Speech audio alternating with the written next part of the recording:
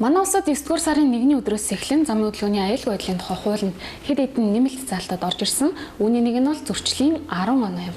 Тэгэхээр дэлхийд дахинд маш том жишг болж тогтсон энэхүү соёл 2016 оны 1-р сарын 1-ний өдрөөс эхлэн Монгол улсад хүчин төгөлдөр мөрдөгдөж эхэлнэ. Тэм учраас бид энэ удаа та бүхэн зөрчлийн 10 оноо гэж юу болох талаар дэлгэрэнгүй мэдээллийг бэлтлээ. Тээврийн хэрэгсэл жолоодох эрх бүхий жолооч нарын жолооны үнэмлэхэд автоматар 10 оноо олгогдно.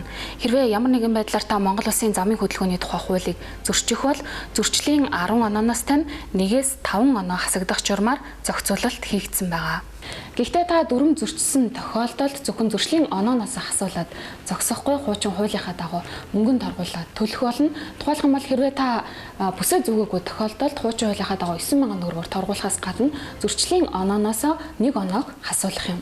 Ингэж оноогоо хасуулсаар та багцын 10 оноогоо дуусгавал дахин жолооны сургалтанд сууж шалгалт өгснөөр шинэ үнэмлэх авах эрхтэй болно.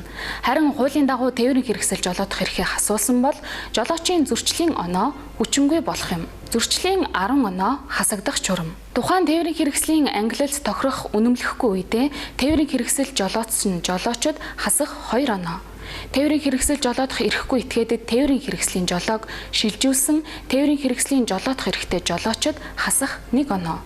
Согтууруулах ундаа мансууруулах эм сэтгцэд нөлөөлөх бодис хэрэгэлсэн этгээдэд тээврийн хэрэгслийн жолоог шилжүүлсэн жолоочид хасах 2 оноо. Замын хөдөлгөөний аюулгүй байдлыг хангаж чадхааргүй өвчтөө буюу ядарсан үедээ тээврийн хэрэгсэл жолоодсон мөн уг этгээдэд тээврийн хэрэгслийн жолоог шилжүүлсэн жолоочид хасах 1 оноо. Улсын бүртгэлийн дугааргүй тогтоосон хугацаанд дугаараа аваагүй буюу дугаараа нуунд алдалсан тээврийн хэрэгслэр замын хөдөлгөөнд оролцсон жолоочид хасах 2 оноо.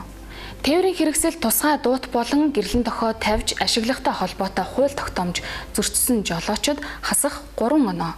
Зам тээврийн осолд холбогдсон жолооч замын хөдөлгөөний дүрмд заасан үргээ биелүүлээгүй жолоочид хасах 2 оноо. Түүнчлэн хүн ба ачаа тээвэрлэх журам зөрчсөн тохиолдолд таны зөрчлийн онооноос 1 оноо хасах байдлаар энэхүү журмыг зохицуулсан байгаа. Мэдээж таны зөрчлийн онооноос хасж байгаатай адилхан урамшуулах зохицуулалтыг энэхүү хуулинд хийж өгсөн байгаа. Та замын хөдөлгөөний дүрм зөрчиж зөрчлийн бүртгэлийн оноо хасагдсанаас хойш 1 жилийн хугацаанд дахин замын хөдөлгөөний аюулгүй байдлын тухай хууль тогтоомж зөрчөөгүй бол сүүлд хасагдсан оноог сэргээнэ.